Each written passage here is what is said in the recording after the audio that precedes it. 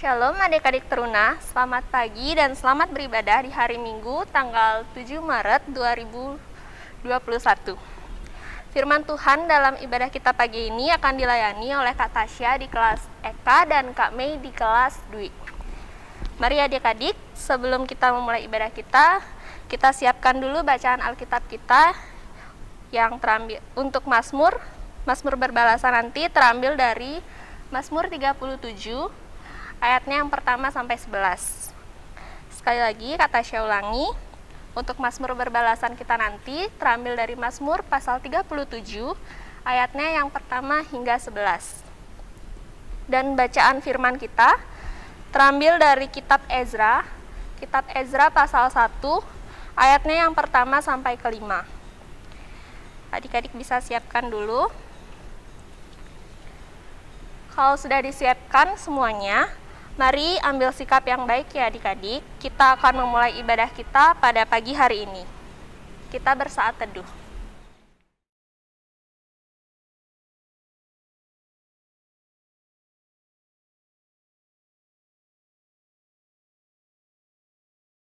Saat teduh selesai, kakak mengajak adik-adik sekalian untuk berdiri. Kita mau menghadap Tuhan dan meninggikan namanya yang mulia. Kita nyanyikan pujian dari Gita Bakti 6, baitnya yang pertama dan ketiga, Bernyanyilah Orang Percaya.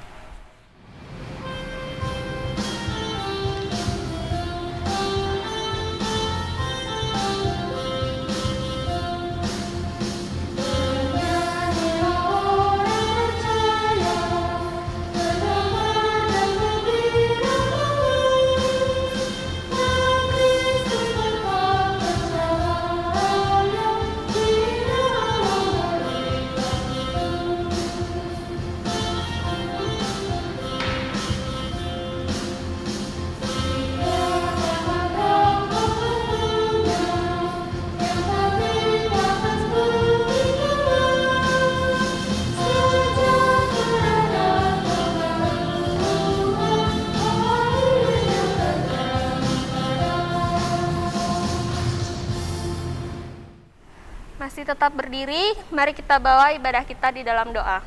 Mari kita berdoa.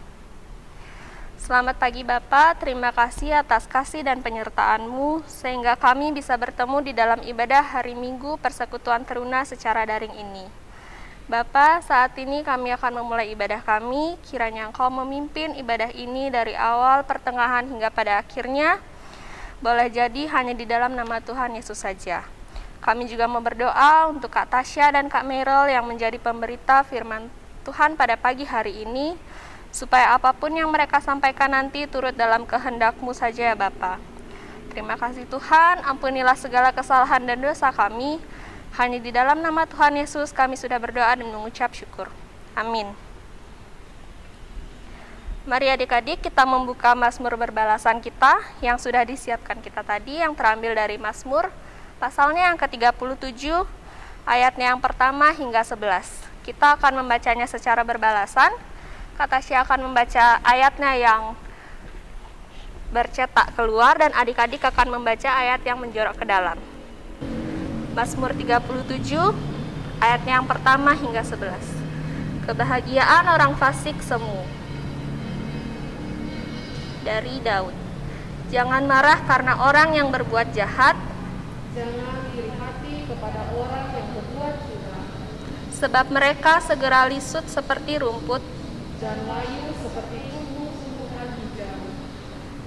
Percayalah kepada Tuhan dan lakukanlah yang baik. Diamlah di negeri dan berlakulah setia.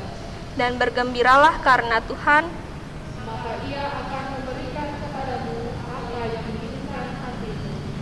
Serahkanlah hidupmu kepada Tuhan dan percayalah kepadanya. Dan Ia akan bertindak. Ia akan memunculkan kebenaran-Mu seperti terang. Dan hak-Mu seperti siang. Berdiam dirilah di hadapan Tuhan dan nantikanlah Dia. Jangan marah karena orang yang berhasil dalam hidupnya, karena orang yang melakukan tipu daya.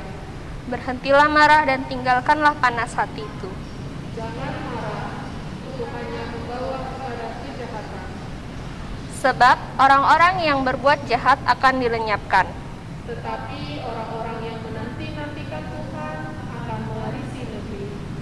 Karena sedikit waktu lagi maka lenyaplah orang fasik. Jika engkau memperhatikan tempatnya, maka ia sudah tidak ada lagi. Tetapi orang-orang yang rendah hati akan mewarisi negeri. Dan bergembira karena kesejahteraan yang berlimpah-limpah. Adik-adik dipersilahkan untuk duduk kembali. Mari adik-adik siapkan hati dan pikiran kita untuk menyambut firman Tuhan. Kita angkat satu pujian dari Kidung Jemaat 364 baitnya yang pertama dan keempat, berserah kepada Yesus.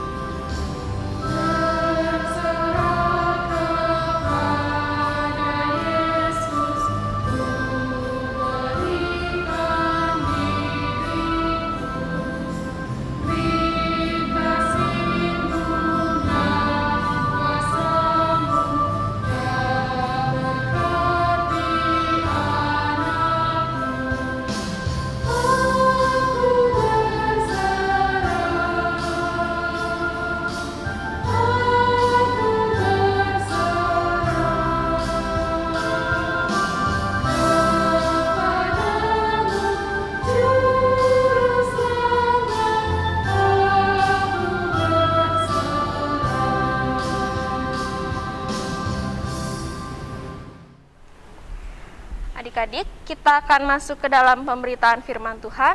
Mari sama-sama kita buka Alkitab kita dari Kitab Ezra, pasalnya yang pertama, ayatnya yang 1 sampai 5. Kakak undang semua untuk bangkit berdiri. Mari kita membaca firman Tuhan secara bersama-sama.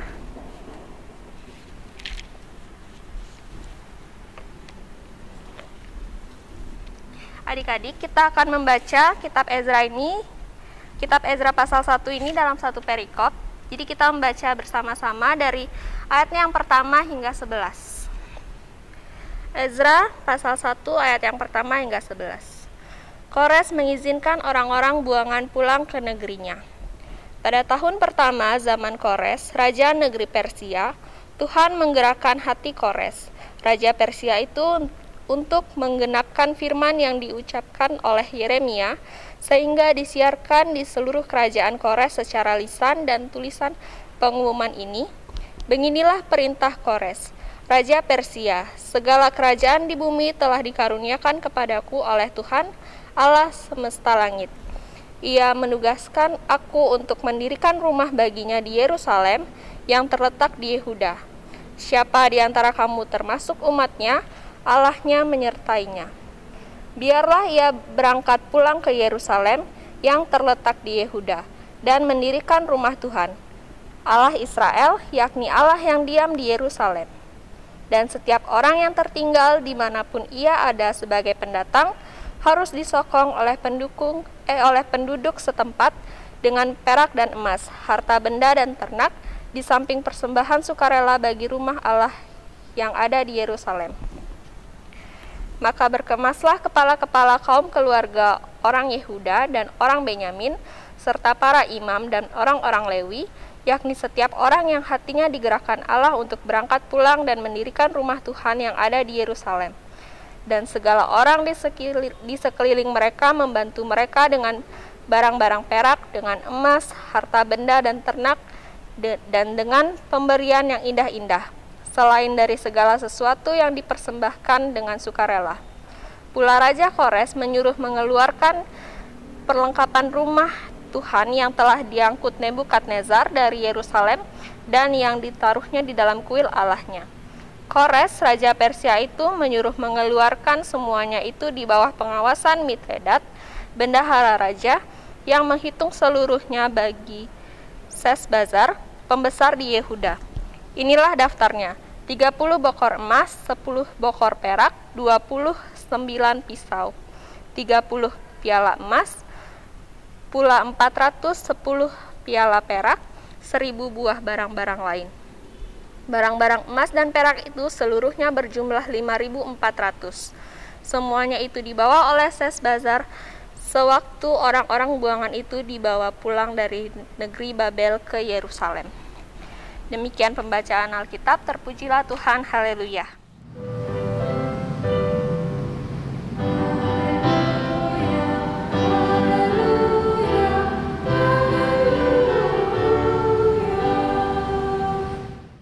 Adik-adik dipersilahkan duduk kembali.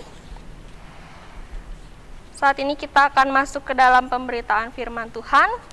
Untuk kelas Eka dilayani oleh Kak Tasya dan kelas Dwi oleh Kak Meryl.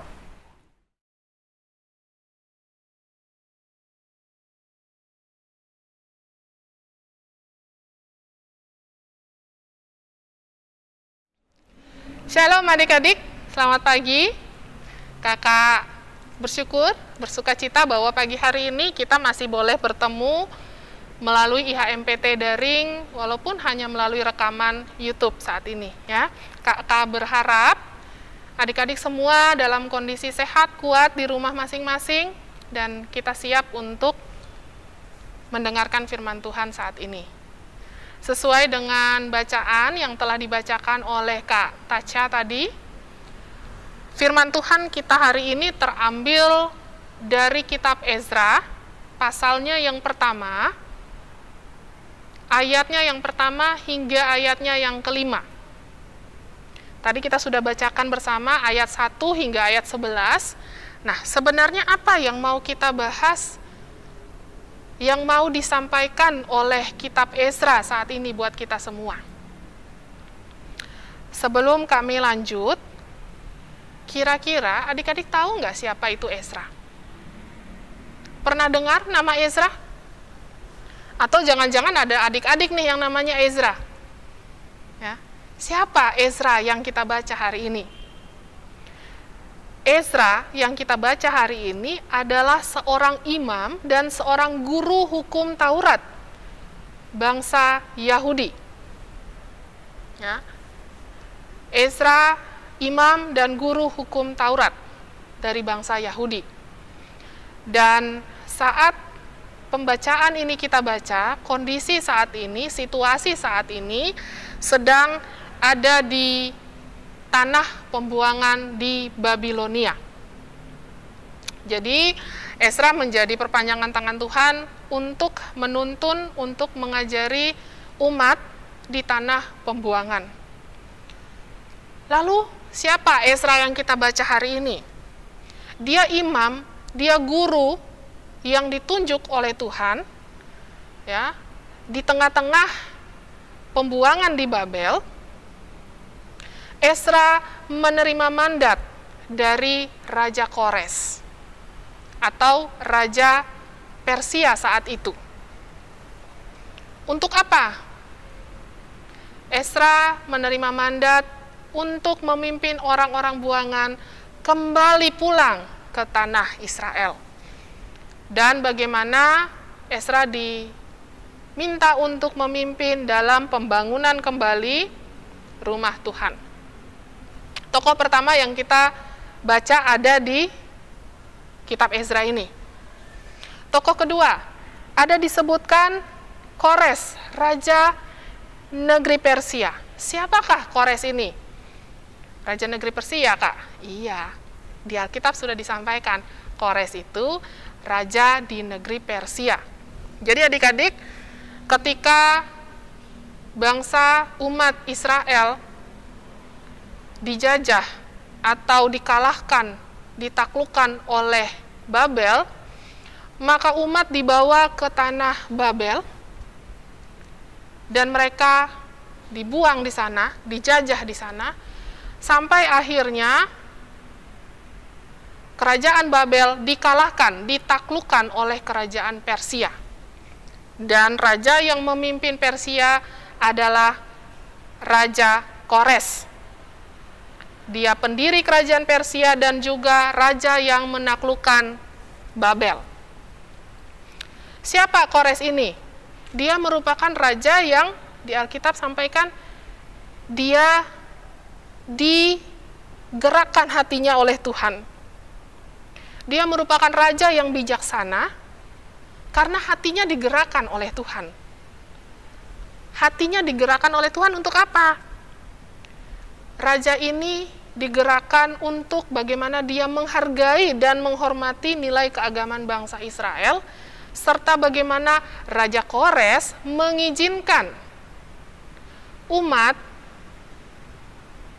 yang sudah dibuang di Babel sekian lama untuk kembali pulang ke tanah air mereka. Dan bagaimana mereka diizinkan untuk pulang kembali dan membangun rumah Tuhan di Yerusalem. Tadi kita belajar soal Ezra, kita tahu soal Kores. Dua orang ini akan kita bahas. Lalu apa yang terjadi dalam pembacaan kita saat ini? Kitab Ezra ini secara garis besar dia menceritakan tentang bagaimana peristiwa-peristiwa dimulai dari saat Raja Kores, Raja Persia yang tadi kita sampaikan, yang kita baca, mengizinkan bangsa Israel untuk kembali dari Babel ke Yerusalem, sampai bagaimana konsolidasi kemerdekaan umat. Jadi kitab Ezra secara umum yang kita baca dan khususnya juga perikop hari ini menggambarkan tentang bagaimana masa-masa pertama umat diizinkan pulang kembali ke tanah mereka. Kalau kita baca di ayatnya yang pertama, adik-adik, kami bacakan lagi untuk kita semua. Pada tahun pertama zaman Kores, Raja Negeri Persia, Tuhan menggerakkan hati Kores, Raja Persia itu, untuk menggenapkan firman yang diucapkan oleh Yeremia, sehingga disiarkan di seluruh kerajaan Kores secara lisan dan tulisan. Adik-adik, Kores digerakkan oleh Tuhan. Apakah Kores ini adalah orang yang percaya pada Tuhan, Allah kita? Enggak, kerajaan Persia tidak mengenal Tuhan. Tetapi Raja Persia, Raja Kores ini dipakai oleh Tuhan, digerakkan oleh Tuhan untuk membantu, menolong umatnya. Bahkan di ayat pertama dikatakan, untuk menggenapkan firman yang diucapkan oleh Yeremia. Adik-adik, kejadian yang kita baca di kitab Ezra ini, itu sudah dinubuatkan 150 tahun yang lalu. Wow, jauh ya. Kurang lebih 150 tahun yang lalu. Sudah dinubuatkan, sudah diberitakan oleh nabi-nabi. Dan di sini disampaikan bahwa penggenapan nubuat itu terjadi. Ya. Jadi, pada saat Allah menubuatkan melalui nabi-nabi, Nabi Yeremia di ayat 1 sampaikan, sudah disampaikan bahwa nanti akan ada orang Israel ditaklukkan, mereka dibawa keluar dan dibuang di tanah Babel, lalu mereka akan diizinkan, akan dibebaskan, akan dipulangkan oleh Raja Negeri Persia atau Raja Kores yang kita baca hari ini. Dari info ini, kita boleh melihat bahwa Allah sudah tahu dari zaman yang lalu, karena Allah yang merancangkan, karena Allah mengendalikan sejarah kejadian di dunia. 150 tahun adik-adik bayangkan. Kejadian hari ini 150 tahun yang lalu sudah dinubuatkan. Lalu apa lagi yang kita mau baca dari kita hari ini, bacaan kita hari ini? 150 tahun yang lalu dinubuatkan bahwa bangsa Israel akan kembali pulang ke Yerusalem setelah 70 tahun masa pembuangan. Dan di sini kita bacakan bahwa ketika Raja Kores digerakkan hatinya oleh Tuhan, maka Raja Kores mengeluarkan pengumuman. Pengumumannya apa? Ada di ayat 2, 3, dan 4. Kita lihat perintahnya yang pertama, pengumuman yang pertama adalah bahwa segala kerajaan di bumi telah dikaruniakan kepadaku oleh Tuhan Allah semesta langit.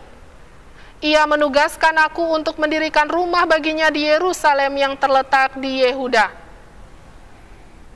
Raja Kores yang tidak kenal Allah, yang tidak tahu Allah, tetapi dia menyatakan diri bahwa dia ada alat-alat di tangan Allah. Ditunjuk untuk bagaimana Kores terlibat di dalam pendirian rumah bagi Allah di Yerusalem di Yehuda. Ayat 3 menyatakan, siapa di antara kamu termasuk umatnya, Allahnya menyertainya. Biarlah ia berangkat pulang ke Yerusalem yang terletak di Yehuda dan mendirikan rumah Tuhan Allah Israel, yakni Allah yang diam di Yerusalem. Disampaikan bahwa bagi sekalian kamu, hai umat yang percaya kepada Allah, Allah Israel, kamu boleh pulang ke tanah kamu. Ayat 4 mengatakan, dan setiap orang yang tertinggal dimanapun ia ada sebagai pendatang harus disokong oleh penduduk setempat dengan perak dan emas, harta benda dan ternak, di samping persembahan sukarela bagi rumah Allah yang ada di Yerusalem. Raja Kores bukan hanya menjadi alat di tangan Tuhan untuk mengizinkan umat kembali ke Yerusalem, tetapi Raja Kores juga menyatakan di dalam pengumumannya, bagi umat yang mau pulang, monggo silakan. Bagi umat yang mau tinggal, kamu akan tetap didukung. Kamu akan tetap disokong di tanah ini. Lalu kita lihat bahwa ketika Kores mengeluarkan pengumuman tersebut, maka itu mengandung janji. Janji Kores, pengumuman yang dikeluarkan mengandung janji Kores bahwa dia akan mengizinkan umat pulang kembali. Ada harapan bagi umat saat itu, harapan akan kebebasan, harapan akan pemulihan.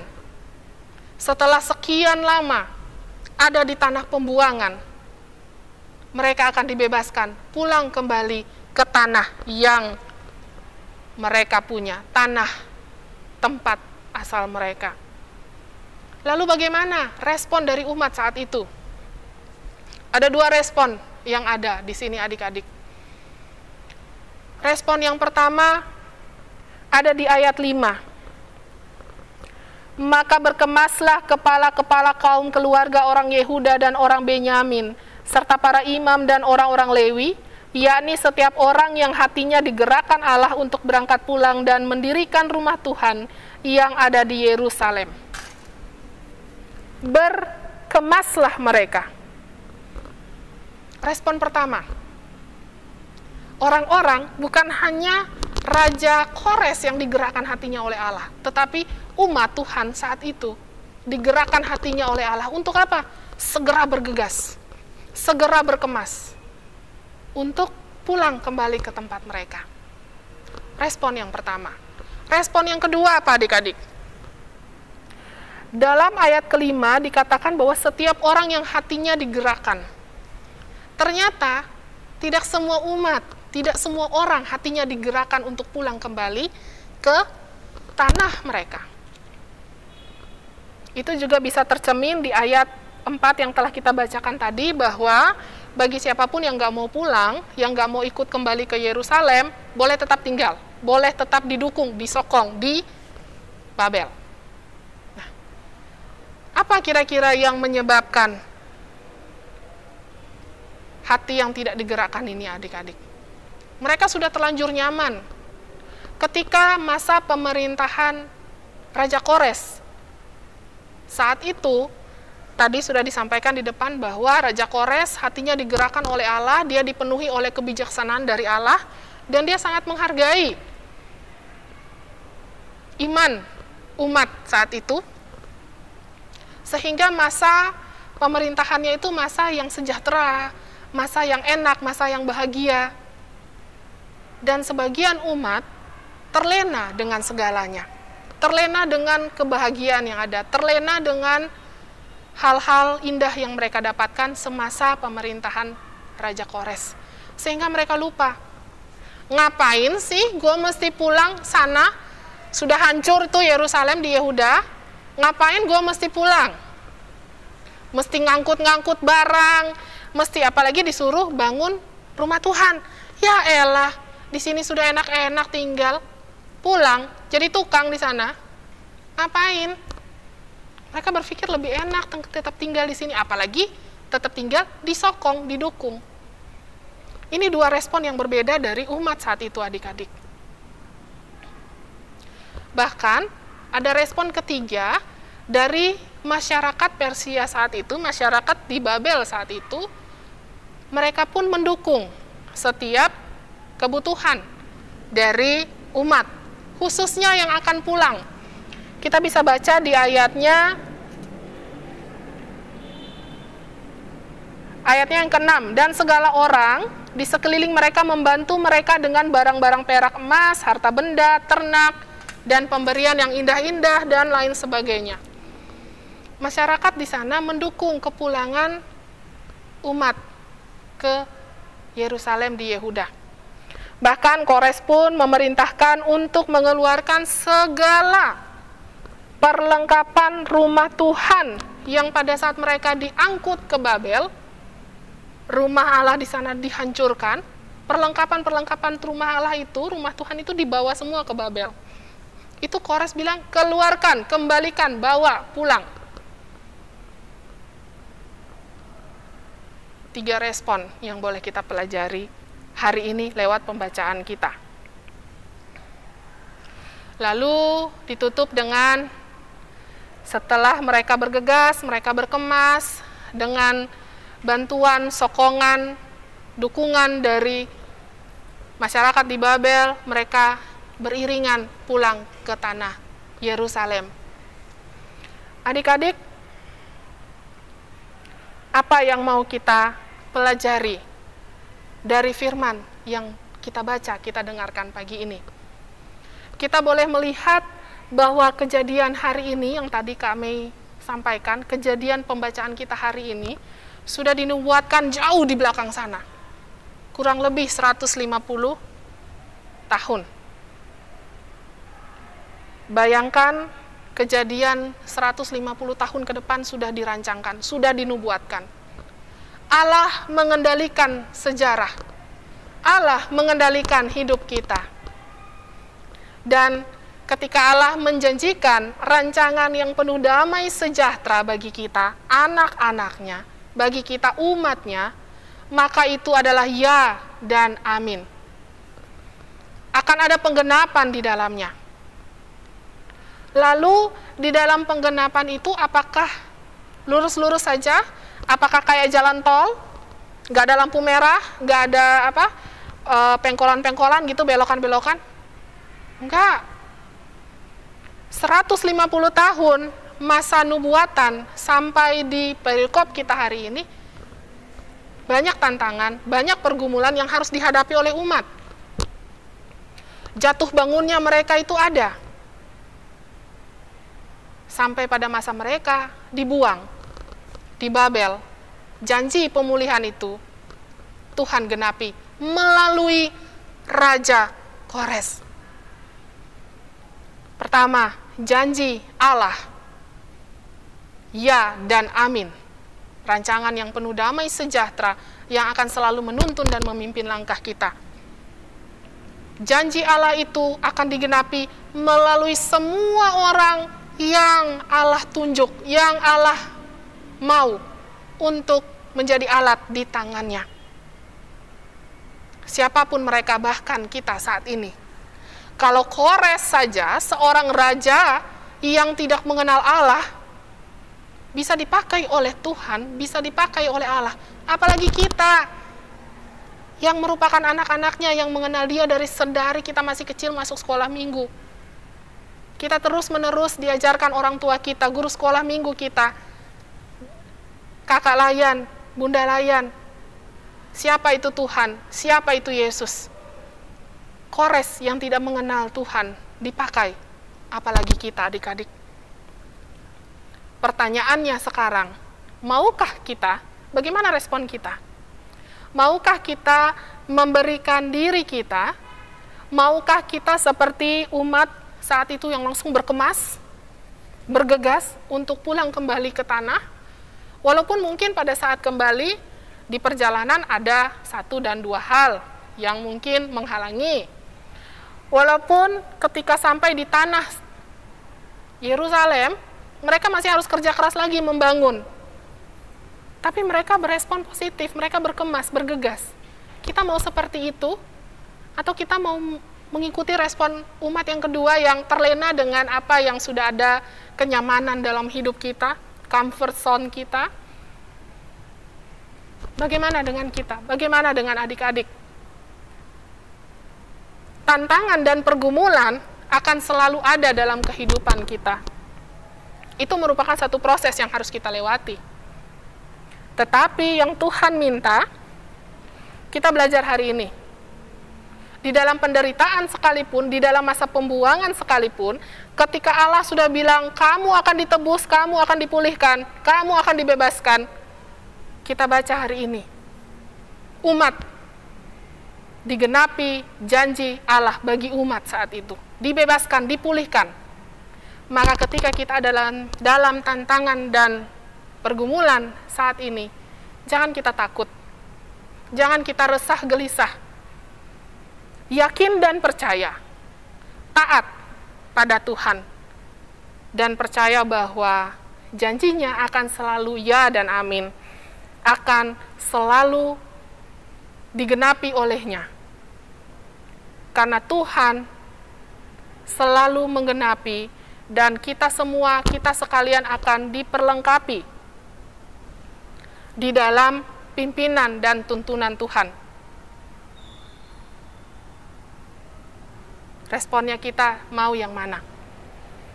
Ketika kita mau memberi diri, ketika kita mau bersedia untuk menjadi alat di tangannya, maka kita pasti akan selalu diperlengkapi. Kita akan selalu dituntun, dipimpin. Jadi Ezra untuk ngomong ke bangsa Israel, enak nggak sih? Bangsa Israel itu tegar tengkuk, kepala batu, susah mau ngomong, susah mau dikasih tahu. Tapi apakah Ezra tetap bertahan di sana, tetap melakukan yang Tuhan inginkan? Tetap adik-adik, kenapa? Karena Ezra tahu Tuhan akan memberkati dia, Tuhan akan menuntun dan memperlengkapi Ezra untuk melaksanakan tugas tanggung jawabnya. Begitupun bagi adik-adik sekalian, kakak-kakak, dimanapun kita berada dengan tugas tanggung jawab kita. Mari kita merespon aktif dan positif di dalam menjawab panggilan Tuhan, di dalam menjawab janji Tuhan. Karena janji Tuhan akan selalu penuh dengan harapan dan sukacita, ya dan amin.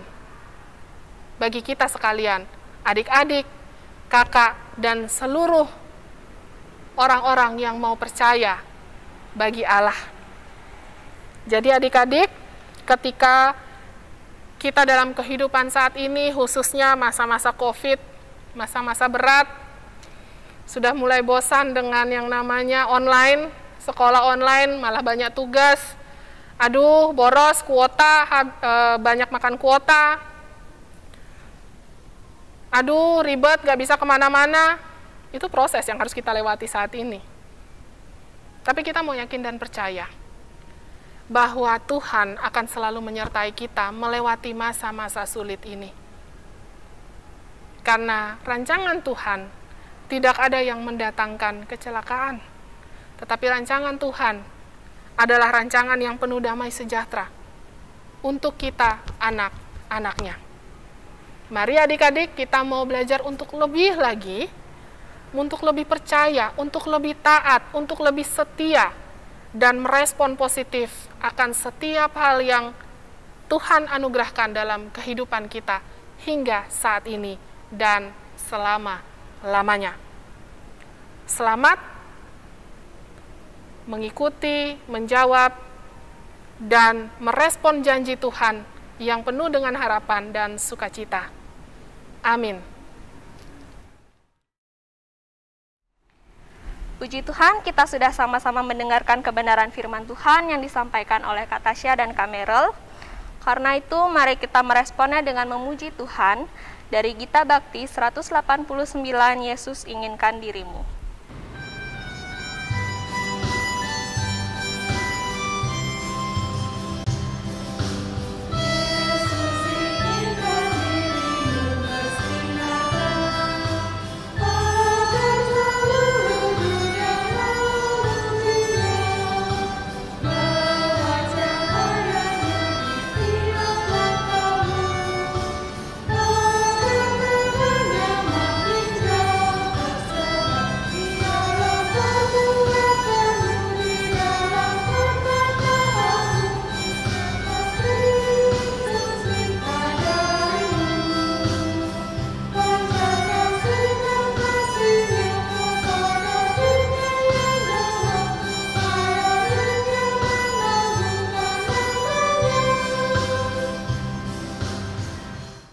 Adik-adik, sekarang kita mau masuk ke dalam doa syafaat yang akan dipimpin oleh Kak Tasya. Baik adik-adik, mari kita satu di dalam doa, kita berdoa. Bapa yang baik, Bapa yang bertahta dalam kerajaan surga, kami mengucap syukur Bapa. Kami percaya pertemuan kami melalui YouTube ini di pagi hari ini bukan sebuah kebetulan, tapi semuanya boleh terjadi karena perkenaanmu dan rencanamu saja Bapa. Terima kasih Bapa, Engkau mempertemukan kami dalam ibadah hari Minggu Persekutuan Teruna via online ini Bapa. Kami percaya semuanya hanya untuk hormat dan kemuliaan nama-Mu saja Bapa. Terima kasih atas tuntunanmu Bapa, hamba-Mu dan Kak Merel sudah menyampaikan firman Tuhan pada pagi hari ini. Biarlah adik-adik kami dan kakak-kakak lain juga boleh belajar untuk berpengharapan padamu saja Bapa, untuk menyiapkan diri kami untuk digerakkan hatinya oleh Tuhan layaknya Ezra dan juga Raja Kores. Terima kasih Bapa. Kami mau berdoa untuk Persekutuan Teruna di GPIB Maranatha khususnya Bapa, dalam setiap kegiatan yang sedang terlaksana dan juga dalam proses perancangannya. Tuhan berkati adik-adik klien kami yang ada di kelas Eka, di kelas Dwi, dan yang terkhusus juga ada dalam masa proses katekisasi. Tuhan berkati juga kakak-kakak layan yang dalam kesibukannya Bapak, Engkau berkati. Terima kasih karena Engkau boleh kumpulkan kami semua untuk kerinduan melayani Engkau di Persekutuan Pelkat PT ini. Biarlah Bapak, semua program yang kami susun semuanya hanya untuk hormat dan kemuliaan-Mu saja Bapa. Pimpin kami semua Bapa, agar apa yang kami lakukan ini bukan hanya untuk keinginan duniawi kami, tapi yang kami lakukan ini semua hanya untuk hormat nama-Mu saja Bapa. Terima kasih Bapa, kami mau berdoa untuk adik-adik klien kami yang hingga saat ini masih dalam proses belajar mengajar melalui online Bapak. Kami tahu bagaimana rasa bosan adik-adik layan kami yang hanya melalui proses belajar mengajar di rumah saja Bapak. Tapi biarlah Bapak Engkau berkati adik-adik layan kami satu persatu Bapak dalam setiap masa pendidikannya Bapak, baik yang ada di bangku sekolah SMP dan juga SMA. Tuhan berkati, biar Tuhan berikan mereka semangat, kuat, dan tetap fokus Bapak, sehingga mereka boleh mencapai hasil yang terbaik dalam pendidikan mereka. Terima kasih Bapak, Engkau juga berkati adik-adik layan kami dalam kehidupan sosialnya Bapak, dalam kehidupan pertemanannya, dan juga kehidupan pelayanannya di gereja ini Bapak. Tuhan berkati, Tuhan pakai adik-adik layan kami untuk menjadi perpanjangan tangan-Mu di muka bumi ini. Tuhan jaga adik-adik kami dalam masa remajanya Bapak, agar mereka tidak salah berteman, tidak salah bergaul Bapak, tapi mereka justru mencari jati diri hanya kepadamu saja Bapak. Terima kasih Bapak, terkhusus juga kami mau berdoa untuk orang tua dari adik-adik layan kami. Sudah setahun ini Bapak, kami dalam kondisi pandemi yang kami pun juga belum tahu Bapak kapan usainya. Kami mau berdoa untuk orang tua dari adik-adik layan kami yang mungkin terkena dampak dari pandemi ini Bapak, baik mungkin terkena PHK dari tempat kerjanya, atau mungkin sempat terkena penyakit COVID-19 ini Bapak. Tuhan berkati orang tua dari adik-adik layan kami ini. Tuhan berkati usaha dan kerjanya Bapak.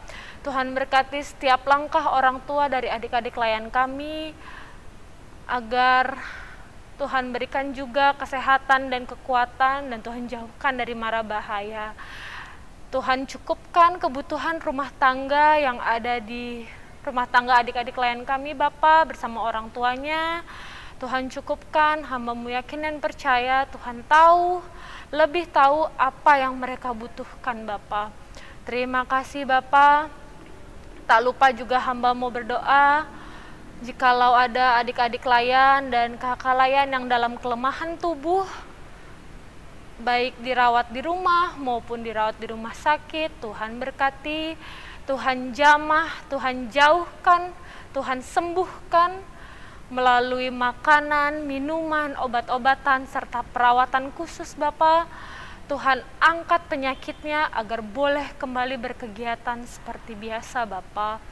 Jikalau juga ada adik-adik layan kami yang mengalami sukacita karena pertambahan umur, Tuhan berkati, biarlah melalui pertambahan 1 tahun umur ini mereka boleh semakin dewasa dan bertumbuh dalam iman percaya kepada Tuhan saja. Terima kasih Bapak, inilah doa yang jauh dari kata sempurna yang kami alaskan hanya dalam nama Tuhan Yesus yang telah mengajarkan kami berdoa. Bapa kami yang ada di sorga, dikuduskanlah nama-Mu, datanglah kerajaan-Mu, jadilah kehendak-Mu di bumi seperti di surga. Berikanlah kami pada hari ini makanan kami yang secukupnya, dan ampunilah kami akan kesalahan kami, seperti kami juga mengampuni orang yang bersalah kepada kami. Dan janganlah membawa kami ke dalam pencobaan, tapi lepaskanlah kami daripada yang jahat. Karena Engkaulah yang empunya kerajaan dan kuasa dan kemuliaan sampai selama-lamanya.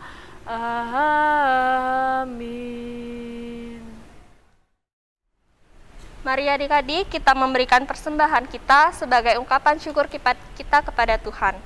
Persembahan adik-adik bisa dimasukkan ke dalam amplop dan dititipkan kepada papa mama untuk dibawa ke gereja, atau bisa langsung adik-adik transfer ke rekening gereja.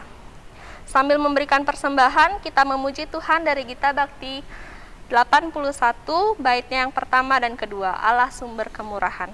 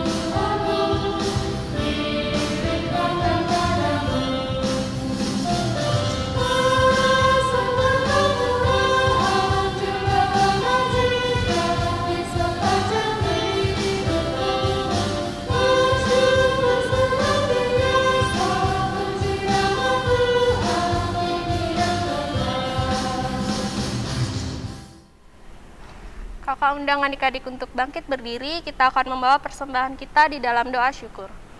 Kita berdoa. Tuhan, kembali lagi kami datang ke hadirat-Mu. Terima kasih ya Tuhan, tadi kami sudah memberikan persembahan sebagian kecil dari apa yang sudah Engkau berikan di dalam kehidupan kami. Biarlah apa yang sudah kami berikan bisa berguna bagi pelebaran surga. Berkati ya Tuhan tangan-tangan yang sudah memberikan. Berkati kami semua ya Tuhan dalam kasih dan kemurahan-Mu. Terima kasih Tuhan, ampunilah kesalahan dan dosa kami. Haleluya, amin. Adik-adik, kita masih tetap berdiri, kita akan masuk ke dalam pengutusan sambil bernyanyi dari Gita Bakti 214 baitnya yang pertama dan ketiga, Tiap Langkahku.